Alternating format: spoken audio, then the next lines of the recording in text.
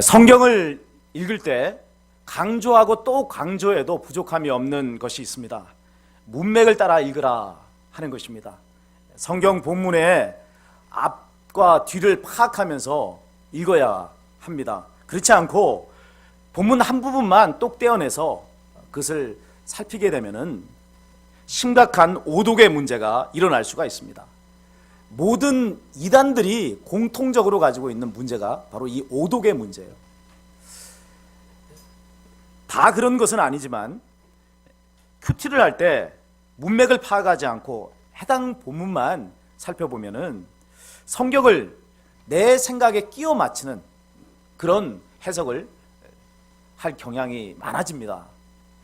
그런 점에서 저는 여러분에게 큐티를 하더라도 본문을 짧게 끊어서 보지 마시고 여러 장을 쭉 읽어 나가시는 게 좋다 하는 말씀을 드립니다. 성경을 이렇게 쭉 읽어 나가다 보면은 문맥 속에서 메시지가 들려오는 거예요. 이게 바른 성경 읽기의 방법이고 큐티다라는 생각을 하게 됩니다. 문맥을 따라 읽으라라고 한 이 가르침을 한 차원 높이게 되면 이런 말이 됩니다. 성경 본문이 왜 여기에 위치하고 있는지 생각해보라 하는 거죠. 이 성경을 쓸 때 성경 기자가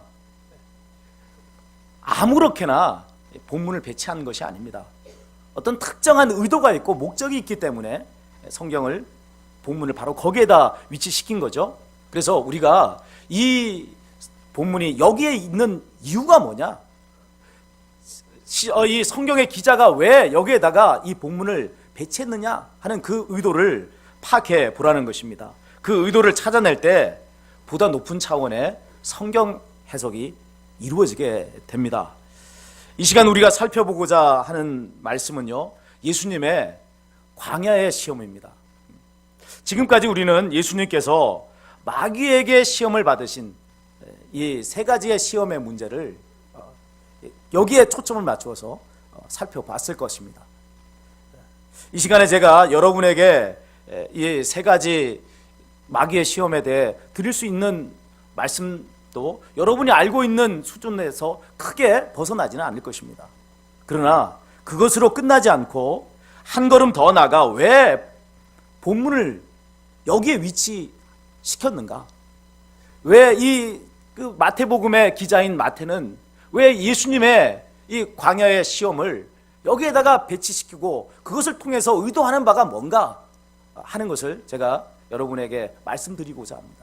그걸 통해서 그동안 우리가 깊이 깨닫지 못했던 예수님의 광야 시험의 의미를 보다 높은 차원에서 깨달을 수 있도록 도와드리려고 합니다. 요한에게 세례를 받으신 후에 예수님께서는 성령에게 이끌려서 광야로 나가셨습니다. 광야로 나가신 목적이 뭐죠? 오늘 성경의 말씀을 보면 마귀에게 시험을 받기 위해서 나가셨다, 그렇게 되어 있습니다. 예수님이 받으신 첫 번째 시험은 돌들로 떡덩이를 만들어 먹으라는 것입니다. 광야에서 40일 동안 밤낮으로 줄이시고 이 금식하시고 줄이신 예수님에게 이 마귀의 시험은 대단히 강력한 유혹이 될 수밖에 없었습니다. 마귀가 한 말을 함께 한번 읽어보도록 하겠습니다. 3절입니다. 4장 3절. 시험하는 자가 예수께 나와서 이르되 내가 만일 하나님의 아들이거든 명하여 이 돌들로 떡덩이가 되게 하라. 아멘. 자, 여기서 마귀가 예수님을 흔들어 놓기 위해서 사용한 방법은 광명의 천사의 모습을 가장하는 것입니다. 여기 내가 만일 하나님의 아들이거든 이렇게 말을 하고 있습니다. 내가 만일 하나님의 아들이거든. 이 말을 할 때 이 마귀가 가졌던 그 어감이 어떤 것이었겠어요? 나는 내가 하나님의 아들이라는 사실을 믿을 수 없어, 이런 것이 아닙니다. 어떤 것이었냐면 내가 하나님의 아들인데 왜 이렇게 배를 골고 있느냐? 내가 하나님의 아들 아니냐? 근데 어찌하여 이렇게 비참한 모습으로 있느냐? 이렇게 다가왔다 하는 것입니다. 그러지 말고 너의 능력을 사용해서 돌들을 떡덩이로 만들어 먹으라고 하는 것이죠. 자, 예수님을 위하는 말인 것처럼 보이지만 이 말 이면에는 아주 무서운 독소가 숨겨져 있다는 사실을 알아야 합니다. 무슨 독소입니까? 생존을 위해서 하나님의 아들의 능력을 사용하라는 거예요. 살고 나서 나야 이 사명이라고 하던 것도 있는 거지, 죽으면 무슨 소용이 있냐는 겁니다. 생존이라고 하는 것이 가장 중요한 가치요, 가장 우선순위에 놓아야 될 일이 아니냐, 그렇게 말을 하고 있는 것 아닙니까? 과연 그럴까요? 당장은 그럴듯한 말처럼 보입니다. 줄인 상황이 계속 진행이 되면 어떻게 되겠어요? 죽을 수밖에 없는 거 아닙니까? 자, 그래서 돌들을 떡덩이로 만들어 먹었다고 해봅시다. 그러면 그 다음부터는 어떻게 될까요? 그 다음부터는 사명을 위해서 살 수 있는 그 인생의 길이 열리겠습니까? 아니란 말이에요. 이후에도 계속해서 생존을 위한 그런 능력을 사용하는 일이 줄지어 일어날 수밖에 없는 것 아니겠습니까? 왜요? 생존을 위해서 살아야 되는 거다면 그건 내 힘과 내 능력을 동원해서 살 수밖에 없는 것 아니겠습니까?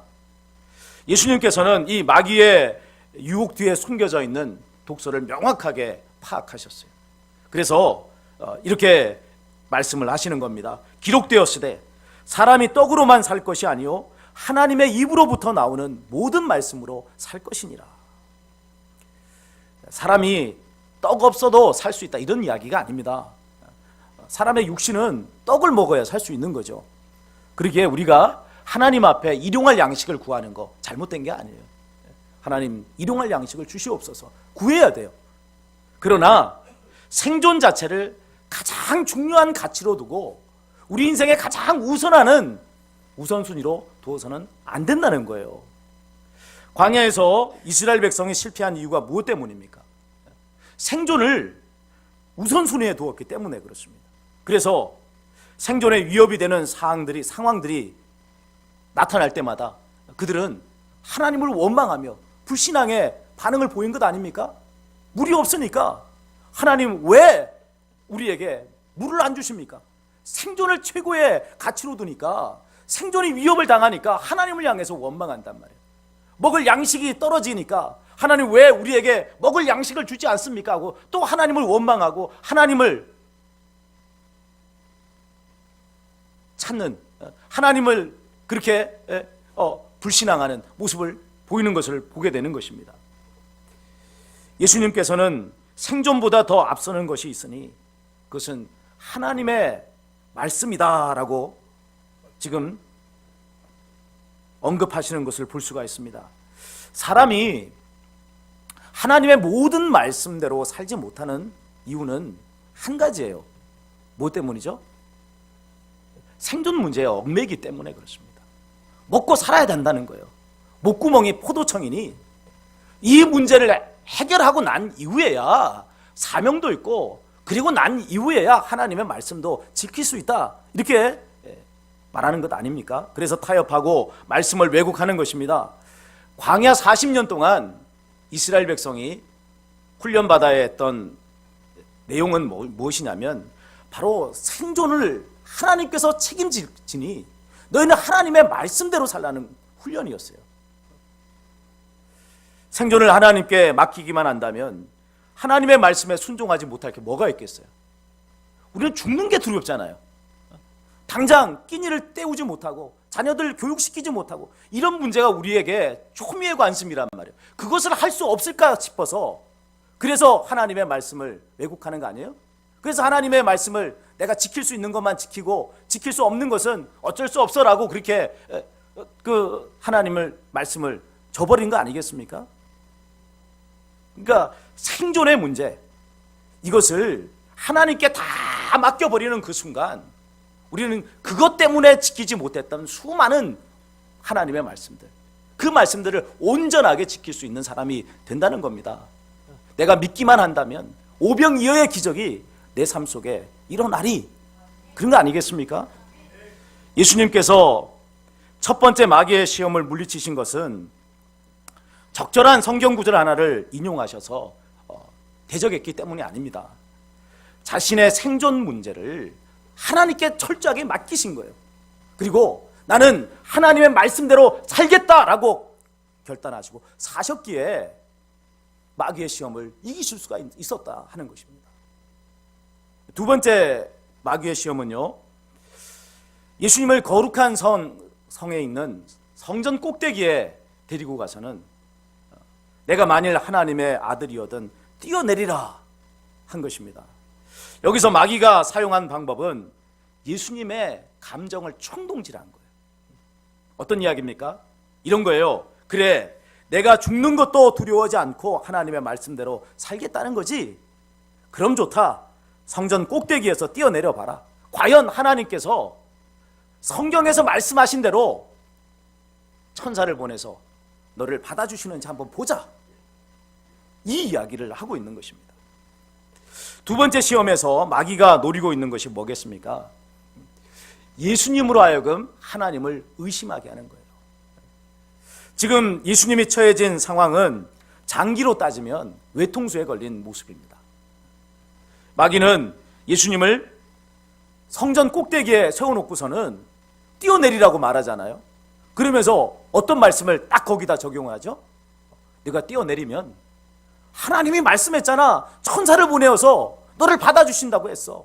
그러니 뛰어내려라. 지금 이렇게 다그치고 있는 것입니다. 예수님께서는 앞서 하신 말씀이 있으시니 뛰어내리지 않을 수 있는 여지가 없는 거 아니에요. 나는 생존의 문제를 하나님께 다 맡겼다. 내가 살아가는 삶의 방식은 오직 하나님의 말씀으로 사는 것이다. 이렇게 예수님은 선포하셨잖아요. 그러니까 이제 마귀가 하나님의 말씀을 가지고 예수님을 시험하는 거예요. 하나님의 말씀이 뛰어내리면 받아준다고 했으니까 뛰어내려봐. 내가 하나님의 아들이라면 틀림없이 말씀대로 하나님께서 이루어 주실 거야. 이런 것입니다. 자, 예수님이 뛰어내려야 되는 상황입니다. 그렇다고 해서 뛰어내리자니 과연 하나님께서 받아주실까? 이런 염려가 생길 수밖에 없는 것 아니겠습니까? 마귀의 속셈이 바로 여기에 있는 것입니다. 자꾸만 하나님의 신실하심을 의심케 함으로써 말씀대로 살지 못하게 하는 거예요. 이에 대해 예수님께서는 또다시 하나님의 말씀으로 두 번째 시험을 물리치셨습니다. 기록되었으되 주 너의 하나님을 시험하지 말라 하셨느니라.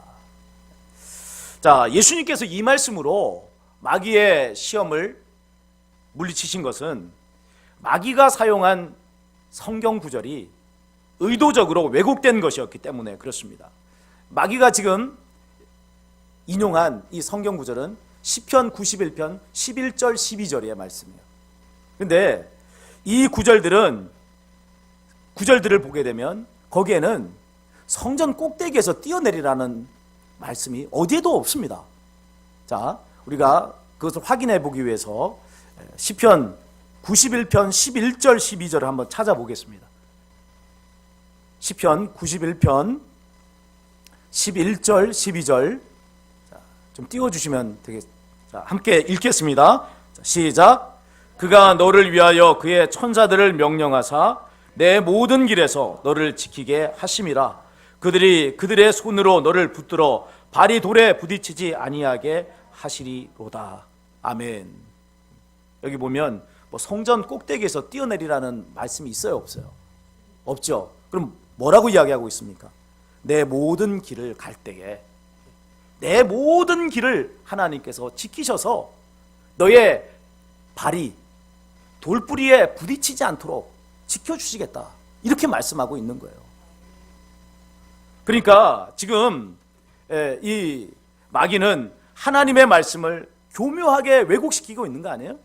그래서 예수님이 이 성전 꼭대기에 뛰어내리는 것을 통해서 하나님을 시험하게끔 만들고 있는 것입니다. 예수님께서는 첫 번째 시험에 이어서 두 번째 시험 역시도 신명기 말씀을 인용해서 마귀의 시험을 물리치셨습니다. 이것은 무엇을 의미하느냐면 과거 이스라엘 백성이 광야에서 하나님께서 자신들 가운데 계시는가 안 계시는가 시험했던 적이 있습니다. 그 시험이 어디서 왔느냐는 것을 말씀해 주고 있는 거예요. 마귀의 이 유혹에 넘어간 거예요. 그래서 그들은 물이 없을 때, 목이 마를 때 하나님께서 우리 가운데 계시나 안 계시나 한번 보자. 하나님 물을 한번 내려봐 주십시오. 그렇게 요청을 했던 거예요. 우리의 현실에서 마귀의 이 두 번째 시험은 끊임없이 하나님의 말씀을 의심하게 하는 것입니다. 과연 그 말씀대로 이루어질까? 우리가 하나님의 말씀을 따라서 주일을 거룩히 성수하게 되면, 그러면 다른 사람들이 7일 일한 것만큼 우리가 6일밖에 일하지 않았는데 그 부족한 부분들을 하나님께서 채워주실까? 우리가 그렇게 주일을 거룩하게 성수하면 학생들의 같은 경우에는 다른 아이들에 비해서 떨어지지 않고 그 아이들과 같은 그런 수준의 공부를 할 수 있을까? 여러분, 자꾸만 이런 생각들을 하게 하는 거죠. 이렇게 되면 여러분 어떤 일이 벌어질까요? 하나님의 말씀을 자꾸만 우리 수준으로 끌어내리게 되어 있습니다. 그리고 마침내는 하나님의 말씀대로 살 수가 없게 만들어요. 안 되지. 6일 일하고서 7일 일하는 사람하고 어떻게 똑같은 돈을 벌 수가 있겠어? 6일 공부하고 어떻게 똑같이 7일 공부하는 아이들하고 똑같은 성적이 나올 수 있겠어? 말이 안 되지. 자꾸만 그렇게 하나님의 말씀을 의심하고 하나님의 신실하심에 대해서 의심하게 함으로써 어떻게 하는 거예요? 하나님의 말씀대로 살지 못하게 만드는 것이 바로 이 두 번째 시험의 핵심인 것입니다. 이런 의심이 드는 순간 우리가 해야 될 일은 한 가지예요. 주 너의 하나님을 시험치 말라. 단호하게 그런 의심을 향해서, 그런 마귀의 유혹을 향해서 주 너의 하나님을 시험치 말라고 그렇게 외쳐야 하는 겁니다. 마지막 세 번째 마귀의 시험은요, 마귀 자신에게 경배하라는 것입니다. 그러면 천하 만국과 그 영광을 예수님에게 주시겠다는 거죠. 자, 이것은 누구를 주인으로 섬길 것인가 하는 시험입니다. 지금 마귀는 예수님하고 거래를 하고 있는 거예요. 예수님이 자기 휘하에 들어와서 자기와 한편이 되자, 그렇게 지금 주문하고 있는 것 아닙니까? 그러면 자기가 가지고 있는 천하 만국과 그 영광을 모두 예수님에게 주겠다는 거예요. 자, 이 세 번째 시험에서 주목해야 될 것은 앞에 두 번의 시험과는 달리 내가 만일 하나님의 아들이거든 이라고 하는 말이 쏙 빠져 있다는 것입니다. 왜 그랬을까요? 여러분, 내가 만일 하나님의 아들이거든 이라는 말은 예수님의 정체성을 떠올리게 하는 말 아닙니까?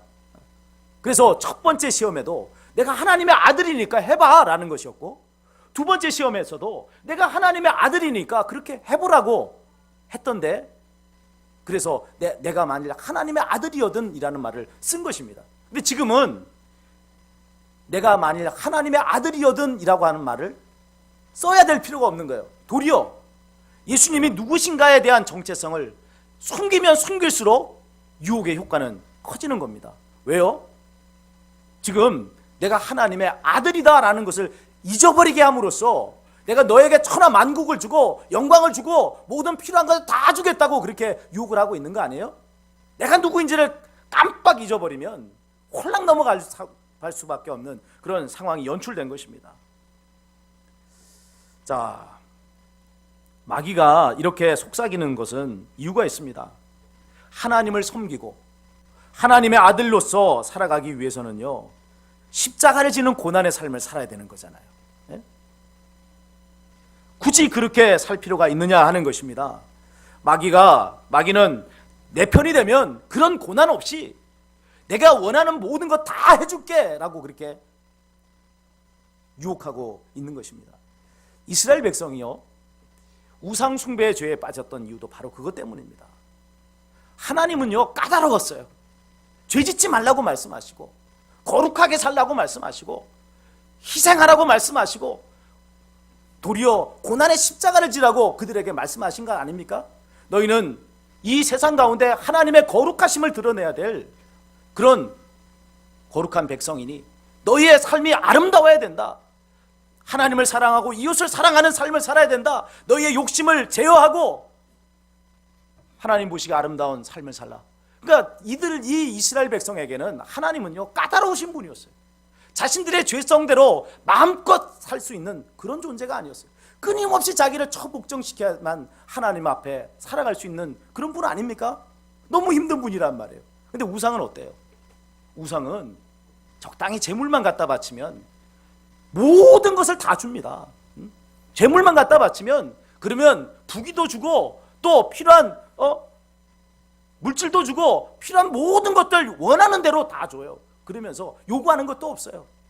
뭐 거룩하게 살아라, 뭐 희생하며 살아라, 사랑하라, 이런 말 전혀 없습니다. 너희 마음대로 살아라. 나만 잘 섬기면 마음대로 살아도 된다. 이게 여러분 우상 숭배의 모습이에요. 이게 뭐예요 이게? 사람들이 만들어낸 거 아닙니까 이거?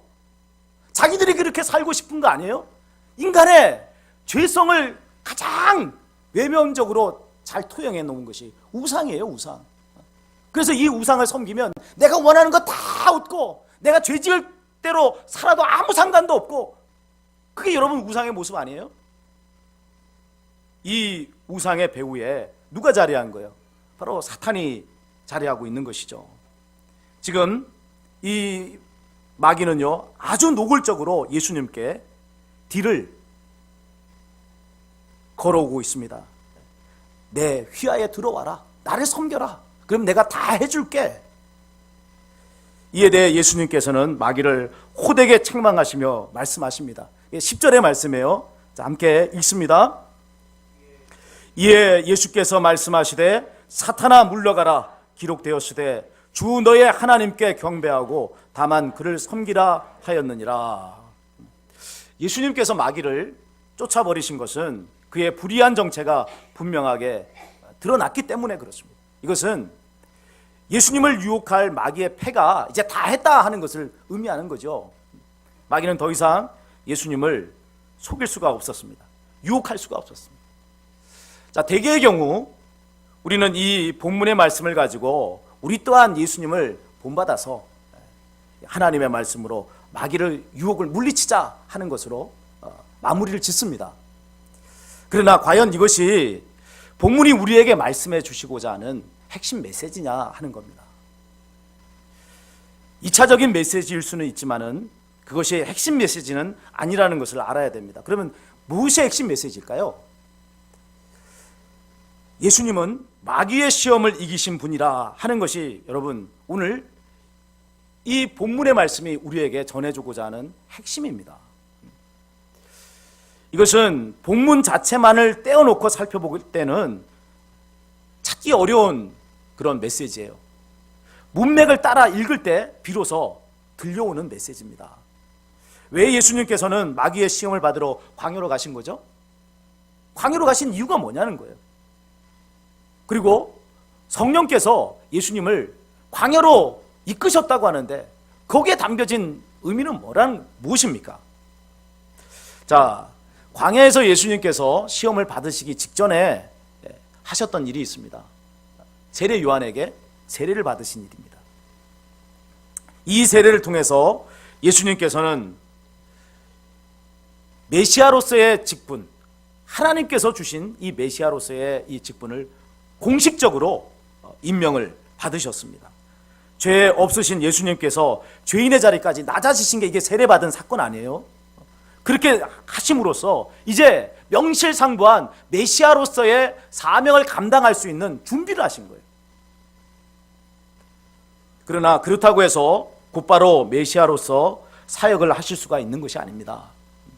자신이 메시아로서의 사역을 할 자격이 있다는 것을 증명해 보이셔야 돼요. 그것 없이 메시아 사역을 하시게 된다면 공수표가 될 수 있는 거예요. 능력도 없고 자격도 되지 않는 분이 내가 메시아다라고 그냥 자기의 혼자만의 생각에 사로잡혀서, 또는 아니면 그런 능력도 없으신 분이 그 일을 나섰다가는 아무것도 이룬 것이 없을 것 아닙니까? 그러기에 메시아로서의 공적 사역을 시작하기 전에 당신이 메시아라고 하는 사실을 증명해 보일 필요가 있었습니다. 바로 그것이 예수님의 광야 시험의 목적이었습니다. 뭐요? 예수님이 메시아시라는 것을 증명하는 것.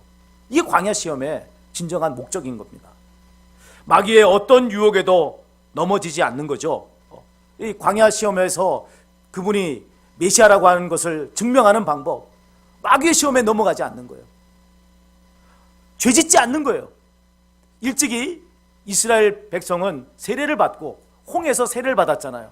그리고서 광야의 생활을 하면서 그들은 어떤 일을 했습니까? 계속해서 마귀의 시험에 넘어지고 넘어지는 삶의 연속이었어요. 앞에 나온 이 세 가지 유혹이라고 하는 게 뭐겠어요? 이스라엘 자손이 광야에서 당했던 그 시험의 축소판이에요. 본질이에요. 그 시험을 끊임없이 그들은 이 생존의 문제 때문에 시험에 넘어졌어요. 또한 하나님을 끊임없이 의심하면서 넘어졌어요. 우상을 숭배하며 넘어졌어요. 그것이 이 광야 생활에서 이스라엘 백성들이 보여줬던 모습이었습니다.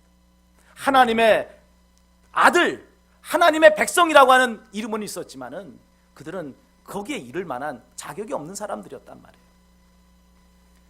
자, 그런데 오늘 예수님은 어떻게 하셨습니까? 이 광야의 시험에서 마귀의 모든 유혹을 다 이기시는 거예요. 죄를 이기시고 마침내는 이 마귀를 이기시는 분이신 것을 보여주고 계시는 것입니다. 이게 무엇을 의미합니까? 창세기 3장 15절에 예언된 여자의 후손이 오셨다라고 하는 것을 말씀해 주는 거예요. 인류의 수천 년의 역사 동안 간절한 소원은 무엇이었냐면 여자의 후손이 오시는 것이었어요. 여자의 후손이 오시면 그러면 마귀의 이 종로로 타던 비극의 삶, 사망이 둘러서 괴롭히는 이 삶에서 벗어나서 하나님이 주시는 생명을 얻는 인생이 될 것 아닙니까? 이것이 인생의 이 인류 역사에서 모든 사람들이 간절히 소원했던 단 한 가지의 소원이었어요. 가장 간절한 소원, 여자의 후손이 오셔서 우리를 구원해 주시는 것. 수많은 위대한 인물들이 이 역사 속에서 오고 갔습니다. 그런데 그 누구도 오리라 하신 여자의 후손들이 아니었단 말이에요. 왜? 왜 여자의 후손이 아닌 것이라는 것이 드러납니까? 마귀의 유혹에 다 넘어졌어요. 다 죄를 지었어요. 보세요. 노아도 여자의 후손이 아니었잖아요. 방주를 그렇게 통해서 구원을 얻었지만 어떤 어리석은 죄를 저지릅니까? 술이 취해서, 포도주에 취해서 흩어져버린 그런 모습을 보이는 것 아닙니까? 아브라함은 어떻습니까? 아브라함은 또 여러분 오리라고 한 여자의 후손입니까? 그 역시 계속해서 넘어졌던 죄인에 지나지 않았습니다. 욥 역시도 마찬가지였고 모세 역시도 마찬가지였고 다윗도 그랬습니다. 다 마귀의 유혹에 넘어갔던 그런 연약한 사람들에 지나지 않았습니다. 그런데 여기 오직 한 분, 철저히 하나님과 연합해서 그분의 말씀대로 사심으로써 마귀의 유혹을 이기신 분이 있단 말이에요. 그분이 누구죠? 바로 예수 그리스도이신 것입니다. 광야에서 있었던 시험은 이 여자의 후손으로 오신 예수님과 옛뱀 마귀와의 전쟁의 서막이었어요. 그리고 이 전쟁의 서막의 결과는 장차 있을 전쟁의 결말이 어떠한 것인가를 우리에게 알려주고 있습니다. 여자의 후손 예수 그리스도께서 마귀의 머리를 발로 짓 뭉개버리실 것 아닙니까? 그렇게 함으로써 창세기 3장 15절의 말씀을 성취하실 거예요. 그리고 마침내는 재림하셔서 마귀를 영원한 불못에 던져 넣으심으로 심판을 집행하실 것입니다. 자, 이런 메시아로서의 자격을 갖추신 예수님이기에 예수님의 공생의 일성은 회개하라 천국이 가까웠느니라 라는 말씀이었습니다. 세례 요한도 예수님과 똑같은 선포를 했어요. 회개하라 천국이 가까웠느니라. 그런데 세례 요한의 이 선포는 예수님의 선포와는 좀 다른 차원의 것입니다. 세례 요한이 회개하라 천국이 가까웠느니라 라고 선포한 것은 무엇을 나타내기 위한 것이죠? 예수님을 드러내기 위해서. 예수님이 오신다는 거예요. 그것을 위해서 회개하라, 천국이 가까웠느니라. 너희는 이 세상에 구원주로 오시는, 구원을 주시기 위해서 오시는 하나님의 아들, 진정한 우리의 왕을 영접할 준비를 하라 하는 그런 말씀이었죠. 그러나 예수님의 선포는 당신이 천국을 가져오시는 분, 그분 자체가 천국이시기에 사람들을 향해서 회개하라, 천국이 가까웠다라고 외치셨던 것입니다. 이제 끝으로 예수님께서 성령에게 이끌려서 광야로 나가셨다 하는 이 말씀을 짧게 살펴보겠습니다. 그것은 예수님의 사역은 성령님의 주도하에 이루어졌다 하는 것을 우리에게 말씀해 줍니다. 예수님께서 마귀의 유혹에 넘어가지 않으시고 말씀으로써 그 유혹을 물리치실 수 있었던 것은 성령 충만하셨기 때문에 그렇습니다. 그렇게 하심으로써 마귀의 유혹을 받으면서도 자신의 정체성을 잃지 않으셨고, 마귀의 그 거짓을 분별하셨고, 또 말씀의 검으로 마귀를 찌를 수가 있었던 것입니다. 우리에게 적용할 수 있는 2차장 메시지가 바로 이것입니다. 마귀를 이기신 예수님을 의지함으로써 우리 또한 마귀의 유혹을 이길 수 있다는 것입니다. 우리 자신 스스로에게는 마귀를 이길 수 있는 능력이 없어요. 우리 자신이 아무리 깨어 있어도, 여러분, 말씀의 검 가지고 마귀를 찌르고 마귀한테 이겨요? 여러분, 인류의 역사상 그런 일은 늘 실패했다는 것을 보여주고 있어요. 우리 자신으로는 마귀를 이길 수 있는 사람이 아닙니다. 그럼 어떻게 하면 이길 수 있다는 거죠? 예수 그리스도의 이름으로 나갈 때, 예수의 그 큰 승리를 덧입을 때 비로소 우리는 이 마귀의 유혹을 이길 수 있다 하는 것을 말씀을 해줍니다. 사랑하는 여러분, 오늘 우리가 살아가는 이 세상은 영적인 광야죠. 마귀는 여전히 각양각색의 유혹을 가지고 우리를 넘어뜨리려고 합니다. 이런 마귀의 유혹을 이기고 천국에 들어가기 위해서 우리가 해야 될 일은 한 가지예요. 예수님을 힘써 의지하는 거예요. 그분을 견고하게 믿는 것입니다. 예수님은 마귀의 유혹을 이기신 분이십니다. 오리라고 하신 여자의 후손이시고 장차 다시 오셔서 마귀를 영원한 불못에 심판하실 분이십니다. 우리를 영원한 천국으로 인도하시는 우리의 구원자이십니다. 예수님을 믿으심으로 승리하시고 예수님의 이름으로 이 시대에 죽어가는 영혼들을 살려내시는 저와 여러분이 되시기를 주님의 이름으로 축원을 드립니다.